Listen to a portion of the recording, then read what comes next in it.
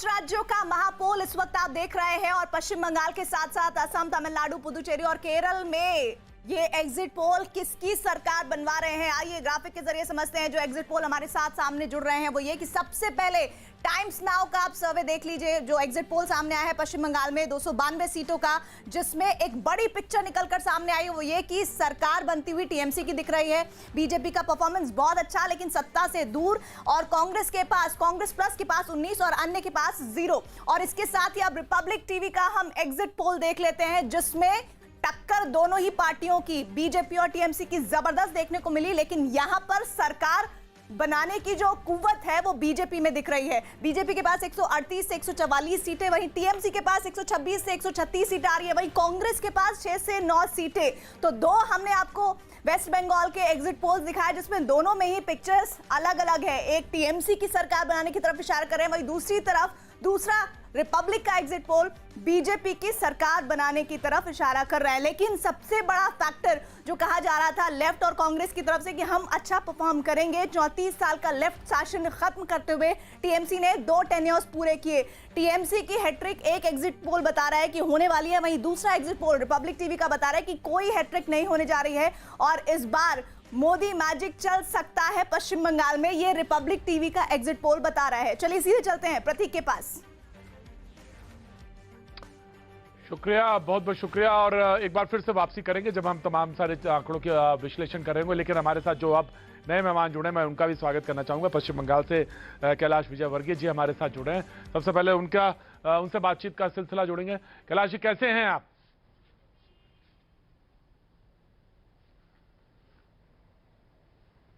कैलाश जी, आवाज आ रही है आपको?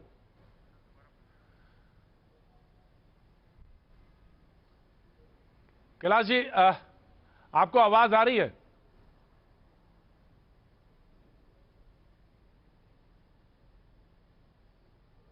कैलाश विजयवर्गीय जी से बातचीत का सिलसिला जोड़ेंगे, लेकिन मुझे लगता है कि मेरी आवाज उन तक नहीं पहुंच रही है। एक बार फिर से कोशिश करेंगे जी, एक बार फिर से कोशिश करेंगे उनसे। लेकिन संजय शर्मा जी हमारे साथ जुड़ रहे हैं, टीएमसी के प्रवक्ता। बहुत बहुत शुक्रिया संजय जी।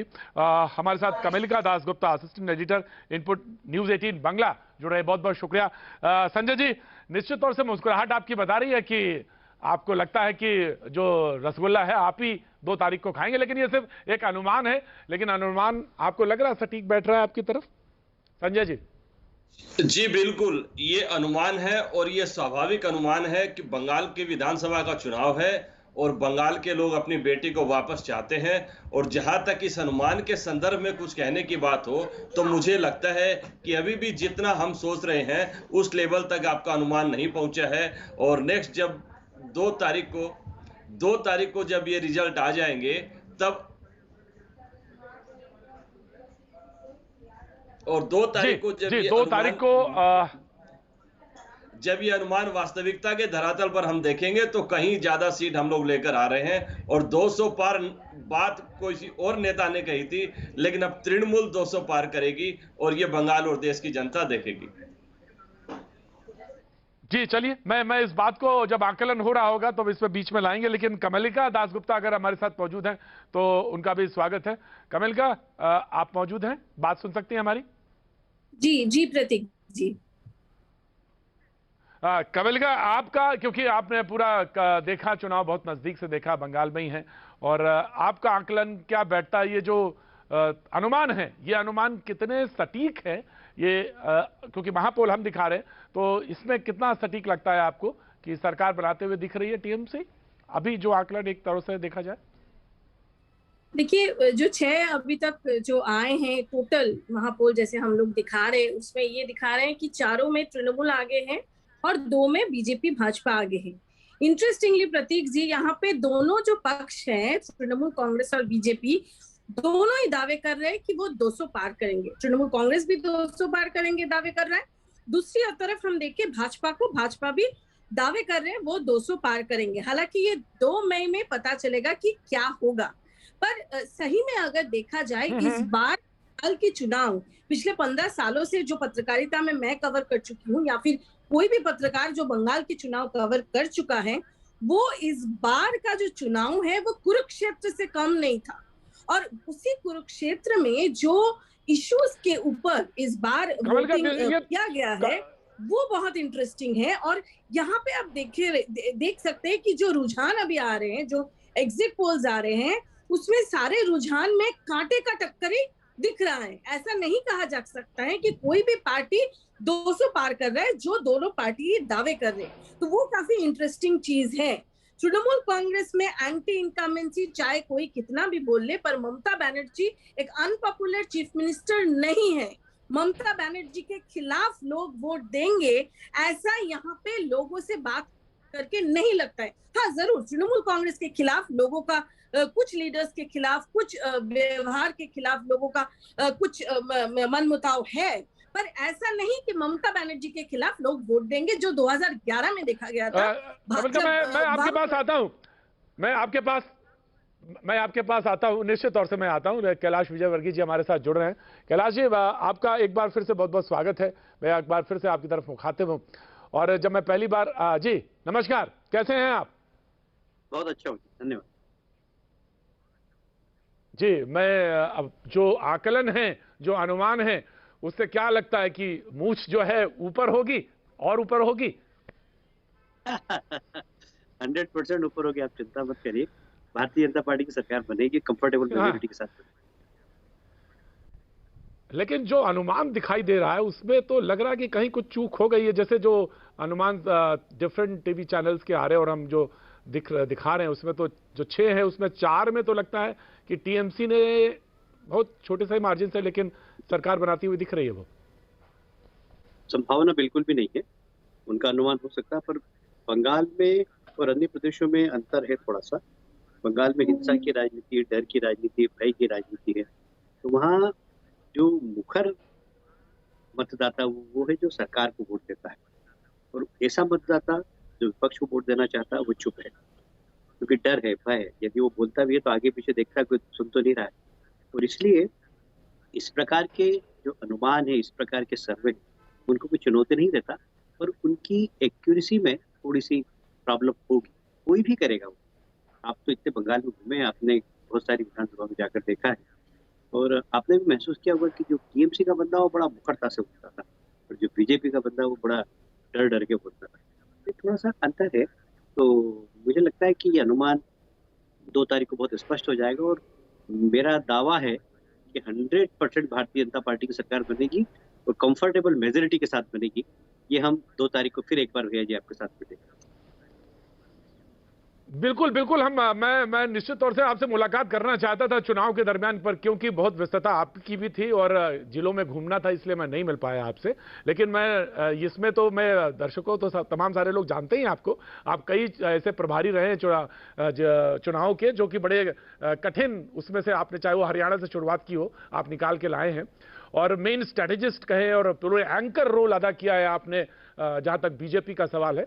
लेकिन आपको लगता है 2 सवाल जो बहुत महत्वपूर्ण है जिसको मैं जानना चाहता हूं। एक तो ये कि जो लास्ट के 3 फेज चुनाव के हुए हैं बेहद महत्वपूर्ण माने जा रहे हैं बीजेपी के लिए, और उस पर बहुत सारा दारोमदार है 3 पे, आखिर के 3 पे। उसमें कोविड का रोल क्यों कितना असर दिया है और कितना टर्नआउट जो हुआ है उसमें बीजेपी को हुआ, एक सवाल ये। और दूसरा जिसको आप कह रहे हैं कि वो जो साइलेंट वोटर है, तो यानी जो 2019 के लोकसभा चुनाव में हम सारे लोग ये कह रहे थे कि 11-12 सीट से ज्यादा लोकसभा सीट बीजेपी के पास, 11 मैक्सिमम 12 से ज्यादा नहीं आने वाली, वो 18 पहुंची, तो साइलेंट वोटर ने कमाल किया था। तो वैसा कमाल इस बार भी होने वाला है। ये 2 सवाल है आपसे प्रमुख तौर से, जो लास्ट के 3 फेज हुए उन पे आपकी क्या राय है? देखिए, जो भी लोग शंका कर रहे हैं कि लास्ट के 3 फेज में, इसलिए कि पिछली बार लोकसभा में यहाँ पर हमको बहुत कम सीट मिली थी। जो लास्ट की, इसको प्रेसिडेंशियल इलाका कहते हैं हम लोग, इसमें लगभग 108-9 सीट आती है। इसमें थोड़ी सी हमको कम सीट मिली थी, सफलता कम मिली थी लोकसभा में। इसलिए लोगों का अनुमान है कि यहाँ पर टीएमसी को बढ़त मिलेगी, पर ऐसा नहीं है। लोकसभा के बाद हमने यहाँ पर प्रेसिडेंशियल एरिया में जिस तरीके से हमने मेहनत की, और विशेषकर इस क्षेत्र को मैंने खुद ने देखा, मैं दावे से कह सकता हूँ कि इस क्षेत्र में भी आश्चर्यजनक परिणाम आएंगे। और आपके तीनों फेज, मैं आपको भैया जी एक एक फेज के बारे में अगर बताऊं, टाइम बहुत ज़्यादा लगेगा, पर 6ठे फेज पे हमने कंफर्टेबल मेजोरिटी के पास, हम मैजिक नंबर के पास आ गए थे और 7वें में हमने सरकार बना ली और 8वें में हमारी बढ़त है। और इसलिए हमें बिल्कुल शंका नहीं है 1% भी कि भारतीय जनता पार्टी की सरकार नहीं बन रही बंगाल में। बनेगी, कंफर्टेबल मेजोरिटी के साथ बनेगी और आने वाले समय में यहाँ पर भारतीय जनता पार्टी का मुख्यमंत्री शपथ लेगा। दूसरा आपने प्रश्न किया कि कोविड का प्रभाव 200 थोड़ा हुआ हाँ, है, थोड़ा हुआ है हाँ, अर्बन बहुत एरिया बहुत में। बहुत जानना थोड़ा चाहता हाँ थोड़ा हाँ थोड़ा हुआ हुआ है अर्बन एरिया में, लोग वोट डालने नहीं निकले, ये बात सही है और उसमें हमें थोड़ा सा नुकसान जरूर हुआ है, पर हमें इसका अनुमान था। इसलिए हमारे जी कार्यकर्ताओं को हमने इस प्रकार लगाया था कि जहाँ हमारा वोटर से वो उनके घर जाए और उनको निकाल के लाए।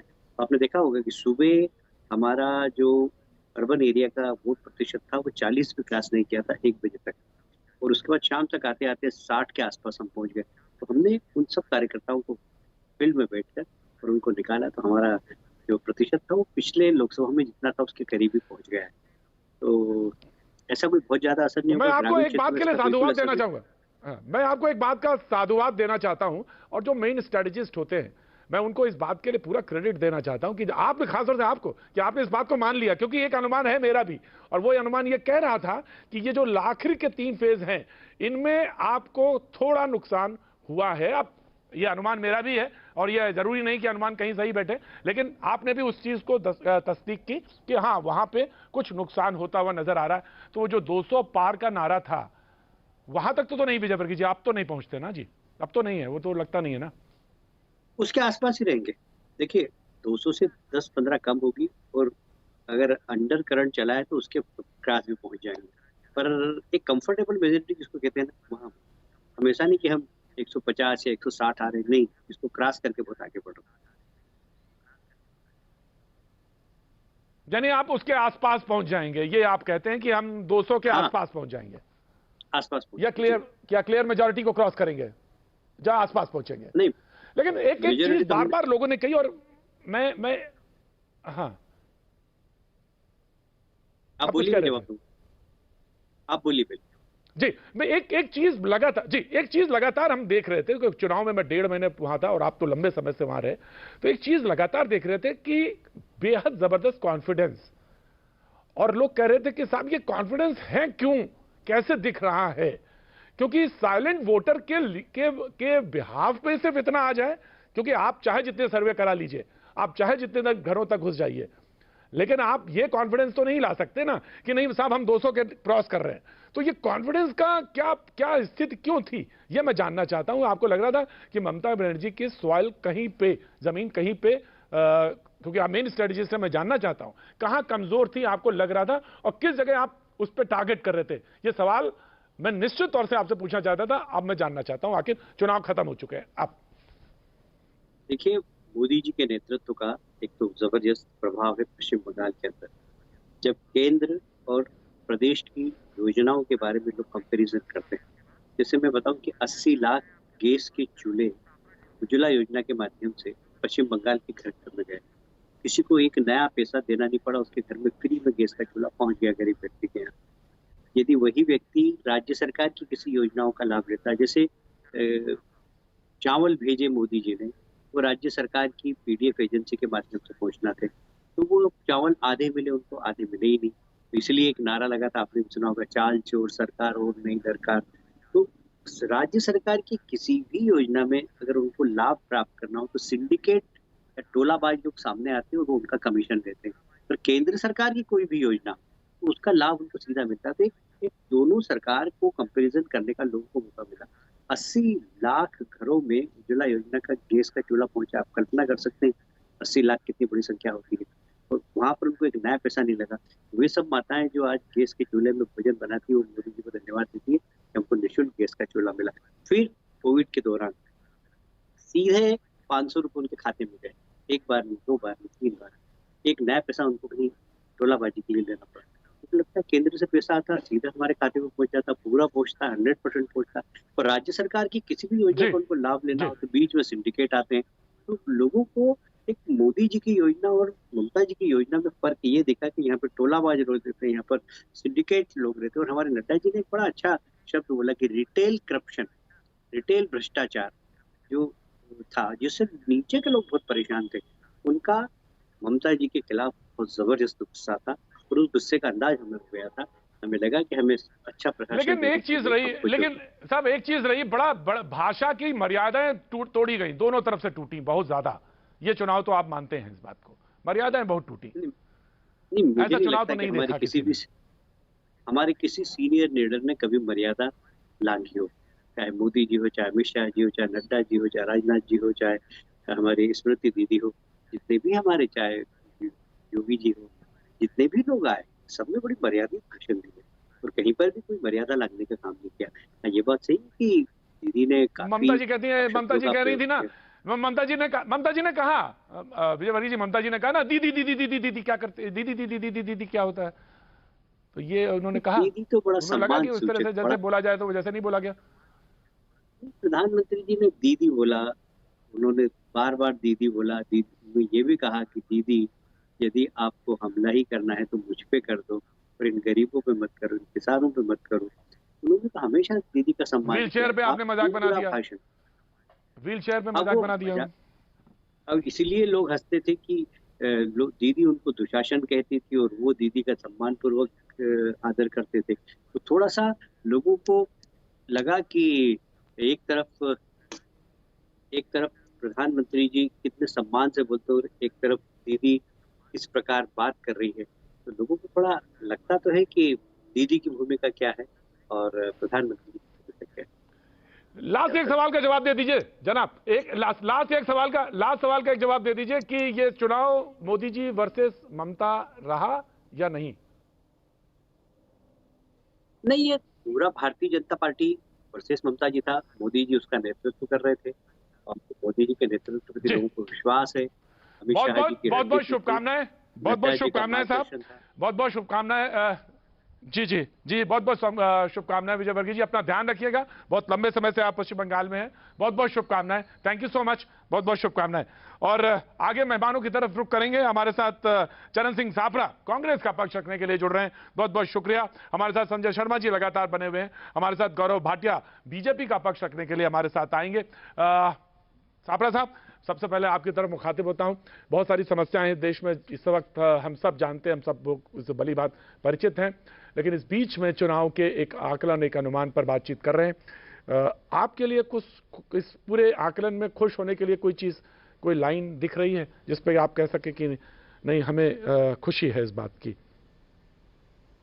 देखिए प्रतीक जी, यूं तो एग्जिट पोल के अंदर मैं बहुत विश्वास नहीं रखता हूं, क्योंकि ये एग्जैक्ट पोल नहीं है। और जहां तक आप अभी कैलाश विजयवर्गीय जी से बात कर रहे थे, आपने एक बात कही कि मूंछें किसकी ऊपर रहेंगी। मैं ये कहना चाहता हूं कि मूंछें कैलाश विजयवर्गीय की ऊंची हो या मेरी ऊंची हो, लेकिन देश की मूंछें ऊंची होनी चाहिए।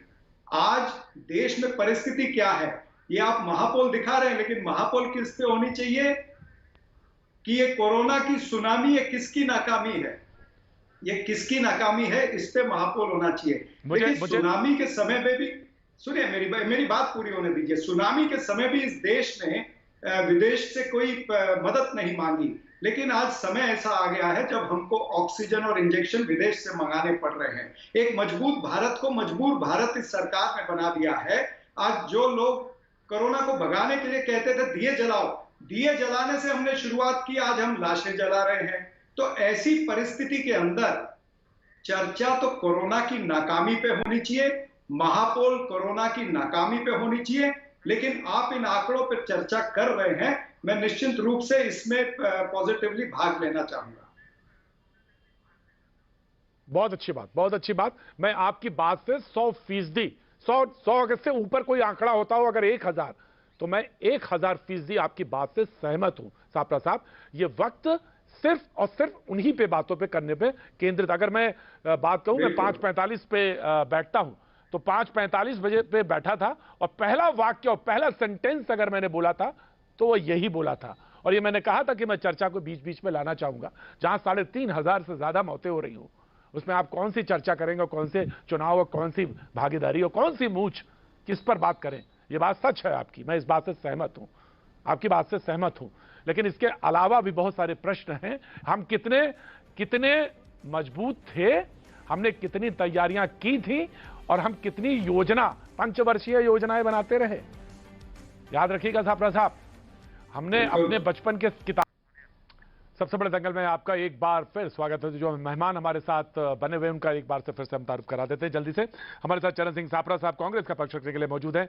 कमलिका दासगुप्ता कुछ देर बाद हमसे जुड़ेंगी, जो कि असिस्टेंट एडिटर है न्यूज 18 बांग्ला की, कोलकाता से जुड़ेंगी। और गौरव भाटिया हमारे साथ बीजेपी का पक्ष रखने के लिए मौजूद है, और संजय शर्मा टीएमसी का पक्ष रखने के लिए लगातार हमारे साथ मौजूद हैं। कमलिका ने एक बात अभी कही थी, हमारे साथ जुड़ जाएंगी तो मैं उस बात को आगे बढ़ा दूंगा, कि पूरे चुनाव में एक बात देखने को मिली, और जिस तरफ ये आंकड़े इशारा कर रहे हैं, अगर बंगाल की बात करें टीएमसी की तरफ आंकड़े को देखें तो ये आकलन अगर है सिर्फ तो, और ये अनुमान है तो सिर्फ कि ममता बनर्जी को लेकर लोग नाराज नहीं थे, और ये बात साफ तौर से दिख रही थी। ममता बनर्जी की खास तौर से सवाल जहां तक है, टीएमसी को लेकर लोगों ने बात जरूर कही, भाईपो को लेकर बात हो रही थी, उससे उनको शुरुआती चीजों को झटका था, और टीएमसी की कल्चर को लेकर बात थी, हिंसा को लेकर बात थी, लेकिन व्यक्तिगत तौर से ममता बनर्जी को लेकर कोई हमला नहीं हो पा रहा। कांग्रेस के बीजेपी के प्रवक्ता अगर होंगे मौजूद तो मैं उनसे ये बात रखूंगा सामने,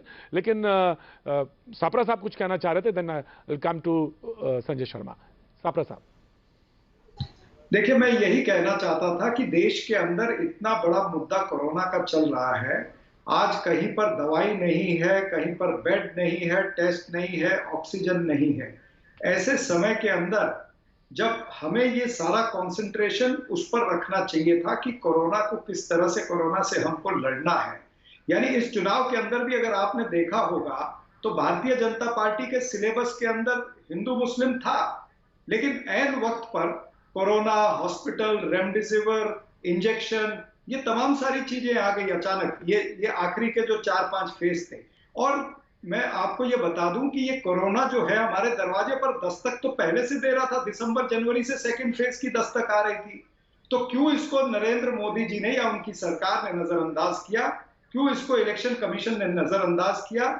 अब देखिए कोर्ट ने क्या कहा है, हाई कोर्ट, सुप्रीम कोर्ट, तमाम सारी कोर्ट ने भी यही कहा है कि ये जो चुनाव हुए हैं ये एक सुनामी बन करके ये कोरोना जो है ये उभरेगा। तो ऐसे वातावरण के अंदर इस देश की जनता को ये सरकार, क्या इसकी कोई जवाबदारी नहीं थी? आप तो बड़ी बड़ी बात करते थे, 5 ट्रिलियन की इकोनॉमी की बात करते थे, और आज आप ऑक्सीजन नहीं दिला पा रहे हैं। तो ये तमाम सारे विषय देश के लिए बहुत जरूरी हैं। छापरा साहब, मैंने आपसे पहले भी कहा था कि मैं आपकी बातों से बिल्कुल सहमत हूं। मैंने तो कहा कि 100 का आंकड़ा नहीं, 1000 का आंकड़ा हो तो उस पर उतने ही आंकड़ों पे मैं सहमत हूं। लेकिन लोगों ने कहा कि क्योंकि चुनाव में कांग्रेस के पास कुछ पाने के लिए था ही नहीं, या कुछ है ही नहीं जो अनुमान लगा रहे हैं आप, इसलिए ये बात है। और दूसरी बात उन्होंने कही, तो सुन लीजिए, मेरी बात सुन लीजिए, और जब कुछ था ही नहीं तो आपने भी मुद्दा उसी तरफ मोड़ दिया।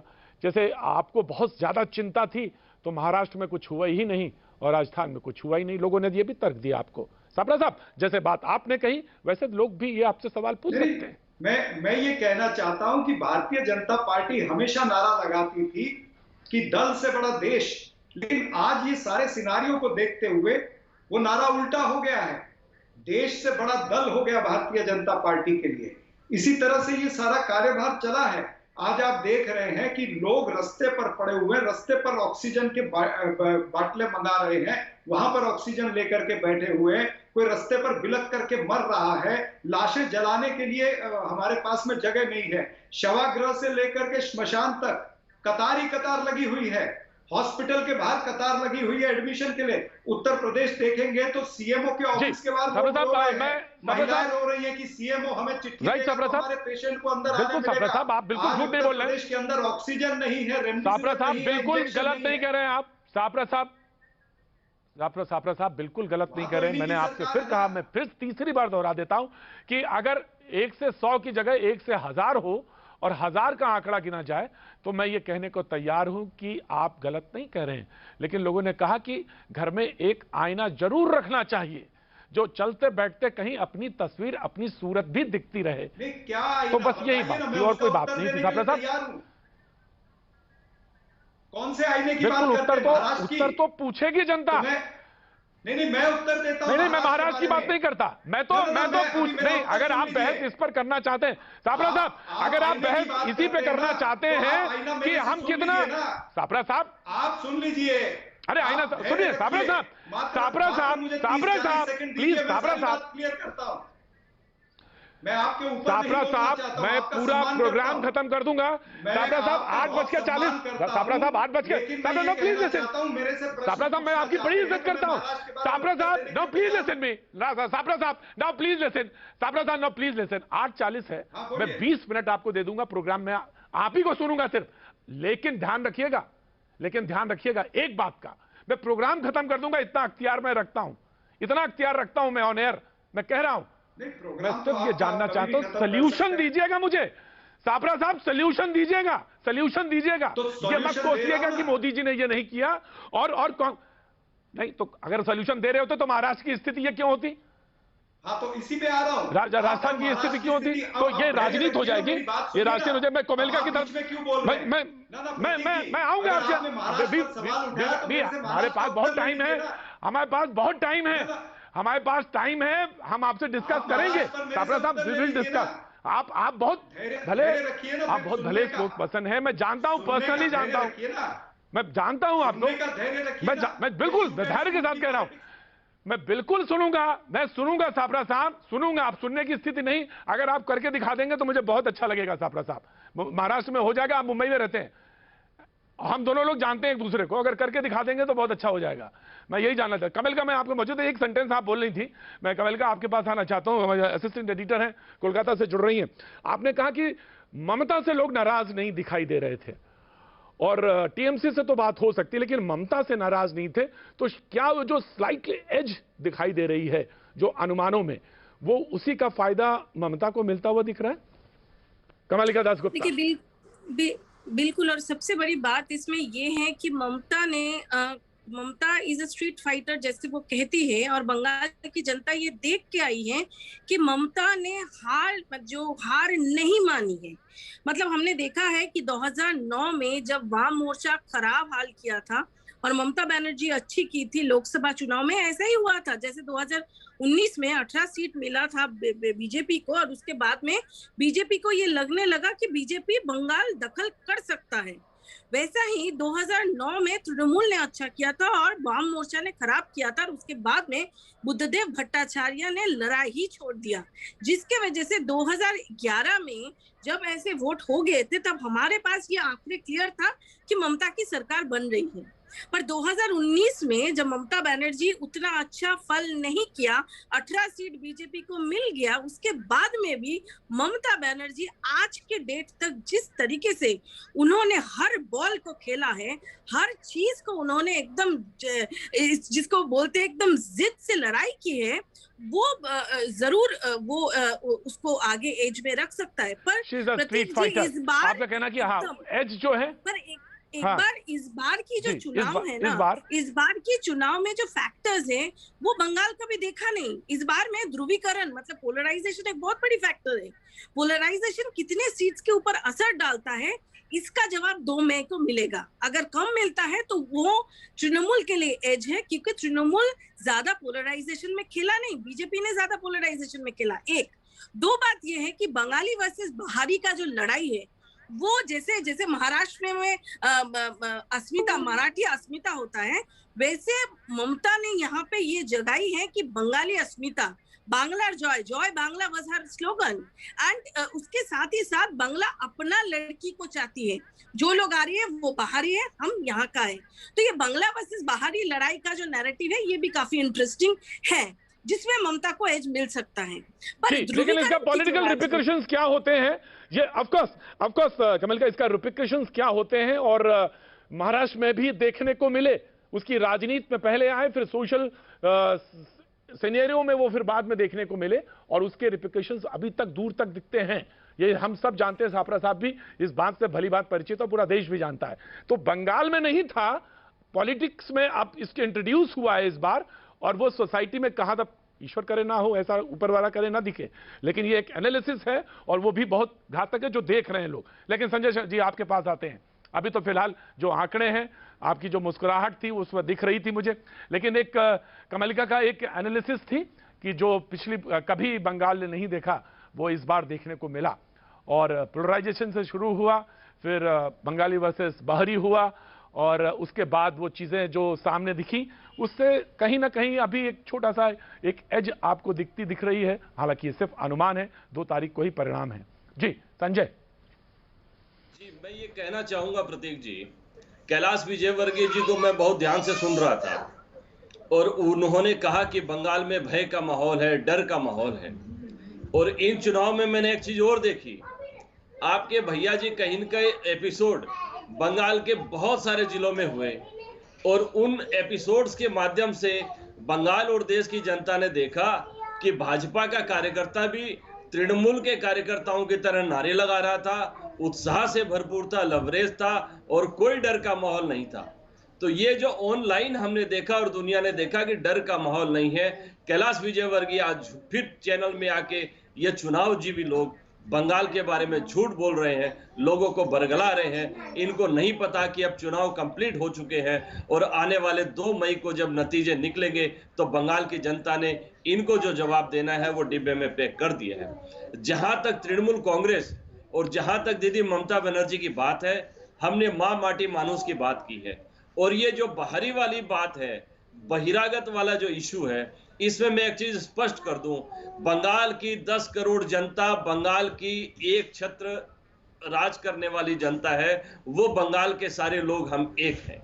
बाहरी का मतलब ये नहीं, बंगाल में सभी जाति धर्मों वर्गों के लोग, सभी संप्रदायों के लोग एक हैं, एक साथ मिलकर बंगाल की तरक्की के लिए काम करते हैं। ये 10 करोड़ लोगों ने एक साथ मिलकर भारतीय जनता पार्टी की विभाजनकारी नीतियों को नेस्तनाबूद करने का जनादेश ऑलरेडी दे दिया है, जो 2 तारीख को निकलेगा। और ये जो बात जी संजय जी, मैं आता हूं जी सप्रा जो जी सेंटेंस कंप्लीट कर लीजिए संजय जी, सेंटेंस कंप्लीट। हाँ, इन चुनाव में जो चीज निखर कर सामने आई है वो ये है कि नरेंद्र मोदी जी के नेतृत्व में, अमित शाह जी के नेतृत्व में ये सारी की सारी सेना, इनके दर्जनों भर केंद्रीय मंत्री, इनके लगभग 200 एमपी, ये सब बंगाल में आ गए थे एक महिला को हराने के लिए।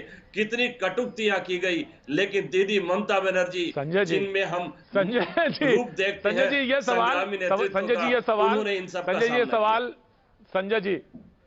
संजय जी ये सवाल तो पूछ सकते हैं, आप कह सकते हैं, लेकिन सच तो यह है कि चुनाव लड़े जाते हैं जब, तो रणनीति बनाने का, उनको हर तरह से जीतने का एक रणनीति बनती है और एक योजना बनती है, एक स्ट्रेटजी बनती है। आपने भी तो कि एक बड़े स्ट्रेटजिस्ट को अपने लिए रखा था, अपने को पास लेके आए थे, उनका भी वक्तव्य याद होगा, बीच चुनाव में ही उन्होंने बोल दिया कि मोदी जी आपको याद होगा, मालूम होगा सर। तो तमाम सारी चीजें हैं जी तो वो प्रशांत जी का, प्रशांत तो ऑफकोर्स तमाम सारी स्ट्रेटजी होती है और काफी पैसा खर्च करके जी संजय जी तमाम पैसा खर्च करके स्ट्रेटजिस्ट लाए जाते हैं, रखे जाते हैं। और तो ये कहना कि बीजेपी इतने लोगों को लाई, क्यों उसको फाइट करना था, वो 3 थे पिछले विधानसभा में, और अगर वो 115 भी दिखते हैं, 100 भी दिखते हैं, हालांकि चुनाव लड़े जाते हैं जीतने के लिए, लेकिन 3 से 115 दिखते हैं, तो इसमें कोई, हालांकि डिफेंड करने के लिए जी, तो वो कोई गलत नहीं। लेकिन मैं सापरा साहब, आप if you can give me 2 minutes then I can come you, मैं आपके पास आ जाऊं। लेकिन प्रतीक जी मैं एक चीज ये कंप्लीट जी, आप कुछ हाँ संजय जी पूरी कंप्लीट कर। हाँ बंगाली में हम लोग एक कहावत बोलते हैं, ठोका ले बुद्धि पावा जाए। मतलब कोई आपको ठग लेता है तो आपको बुद्धि आ जाती है, लेकिन आज के परिप्रेक्ष्य में वो चेंज हो गया है। हमने देखा कि बिहार को इन लोगों ने ठग लिया है और बिहार के लोग जो ठगे गए उनसे बंगाल की जनता ने सबक ले ली और इनकी इतनी बड़ी जो सेना थी उनके खिलाफ जनादेश दिया है। बिहार की जनता से बंगाल की जनता ने सबक ले लिया। शाहनवाज साहब बिहार से आते हैं, शाहनवाज साहब मंत्री भी हैं, वहां से आप जुड़ रहे हैं, बहुत बहुत स्वागत है शाहनवाज साहब। लेकिन मैंने यही कहा कि आप डिफेंड करने के लिए तो ये है कि 3 से 115 तो दिखा रहे हैं, तो और चुनाव जीतने के लिए तो आदमी अपने सारी स्ट्रेटजी बनाता है, वो स्ट्रेटजिस्ट लेके भी आते हैं। तो आपका रिएक्शन आ जाए, उसके बाद में सापरा साहब के पास जाए। सापरा साहब कह रहे थे ये वक्त जो है तमाम सारी चीजें जब लोग खो रहे हैं, तमाम सारे लोग जा रहे हैं, परिजन अपने खो रहे हैं और परिवार में, देश में शोक की एक बात है, तो ऐसे में इन सारी चीजों पे चर्चा जो है व्यर्थ है। वो उनका एक पक्ष है, रखने के लिए वो स्वतंत्र है। शाहनवाज साहब जी मैं देख रहा था भैया जी आपका प्रोग्राम, तो मैं जब थोड़ा भी फ्री रहता हूं तो ज़रूर देखता हूं, और हमारे मित्र सप्रा साहब जी से जो आपकी बातचीत हो रही थी वो मैं सुन रहा था। चुनाव हुए हैं, जी चुनाव में केरल में मैंने भी कैंपेन किया है, आसाम में भी किया है, बंगाल में भी किया है, और उन सब जगह कांग्रेस के लोगों ने भी कैंपेन किया है। राहुल जी की एक रैली जो वहाँ पे सिलीगुड़ी में जिस दिन थी, मैं भी उस दिन उसी इलाके में था। जी जी उसके बाद उनकी तबीयत नासाज जी। हो रही थी, उन्होंने कैंसिल कर दी। लेकिन अगर आपने टीवी डिबेट पे बुलाया है, कैलाश जी आए थे, फिर बाद में हमसे कहा गया कि बीजेपी नहीं है, और बीजेपी के मैं स्पोक्स पर्सन भी हूँ पार्टी का, तो इस नाते मुझे लगा कि मैं बिल्कुल बिल्कुल आ जाऊं। नहीं। और ये सही है कि कोरोना काल में कोरोना पे तो चर्चा हो रही है, लेकिन आपने अगर एग्जिट पोल पे चर्चा की है, जिस विषय के लिए बुलाया है, मैं उसी विषय पे रहता हूँ। कोरोना पे जो लोग हताहत हैं उसका दुख हमको भी है, आपको है, सबको होगा। तो मैं ये कह रहा हूँ, ये एग्जिट पोल है, हम 3 थे, हमें आप जो दिखा रहे हैं हम इससे आगे जाने वाले हैं। हमें पूरी उम्मीद है कि हम 200 के आसपास रहेंगे। बंगाल के लोग जो परिवर्तन के लिए वोट देते हैं तो पूरा देते हैं। तो बंगाल में 10 साल दीदी को मौका दिया, दीदी के साथ भी मैंने बहुत कैंपेन किया है जब वो बीजेपी के साथ थी, तो इसलिए हमें शाहनवाज जी एक जो जादुई आंकड़ा कह रहे हैं, शाहनवाज जी आपको एक आपकी टिप्पणी में ले लूंगा। एक जादुई आंकड़े जिसके लिए बात हो रही है और जिसके लिए सारी माथापच्ची है, सारे हर तरह से, तो वो जादुई आंकड़ा लेके प्रीति रघुनंदन आ रही हैं, उसके बाद आपका रिएक्शन लेते हैं। प्रीति जी प्रतीक, और महा एग्जिट पोल को लेकर इस वक्त की सबसे बड़ी खबर, महापोल का मैजिक फिगर आ गया है। बंगाल में किसी भी पार्टी को बहुमत नहीं मिला है, लेकिन बंगाल में बीजेपी को बहुत बड़ी बढ़त मिली है। महापोल के मैजिक फिगर में बीजेपी बहुमत के काफी नजदीक पहुंच गई है। महापोल में बंगाल का जादुई आंकड़ा आया है। महापोल में बंगाल में बीजेपी को 137 सीट मिली है। महापोल में बंगाल में टीएमसी को 140 सीटें मिली है, और महापोल में बंगाल में लेफ्ट प्लस को 15 सीट मिली है। महापोल में बंगाल में बीजेपी को बड़ी बढ़त मिली है। यह इस वक्त की सबसे बड़ी खबर है कि बीजेपी ने जबरदस्त चुनौती दी है टीएमसी को। तो एक बार फिर से ये जो महा एग्जिट पोल का सबसे बड़ा मैजिक फिगर सामने आ रहा है वो ये कि इस फिगर के मुताबिक बंगाल में किसी भी पार्टी को बहुमत नहीं मिला है, लेकिन बंगाल में बीजेपी को बहुत बड़ी बढ़त मिली है। प्रतीक जी शुक्रिया। सापरा साहब बुरा मत मानिएगा, बिल्कुल भी ये मत सोचिएगा कि मैं आपके पास नहीं आ रहा हूं। सापरा साहब बिल्कुल निश्चिंत रहिएगा, मैं बिल्कुल कोशिश करूंगा आपके पास आने की। मैंने बोला है आपसे, आप मित्र भी हैं, आज थोड़ा सा मेरे लिए थोड़ा सा इतना कर लीजिएगा, बेयर कर लीजिएगा। शाहनवाज साहब पहला रिएक्शन आपका, and then TMC, and then Sapra साहब आपके पास। जी शाहनवाज साहब। देखिए, अब तो चुनाव के नतीजे ही आने हैं, ये एग्जिट पोल है, और ये सही है कि आप हमें 140 के करीब है। किसी को क्लियर मेजॉरिटी नहीं दिख रही है, क्लियर मेजॉरिटी नहीं दिख रही है। लेकिन ये बंगाल में तो लोग जवाब देने में भी घबराते थे साहब। वहां तो लोग कान में कहते थे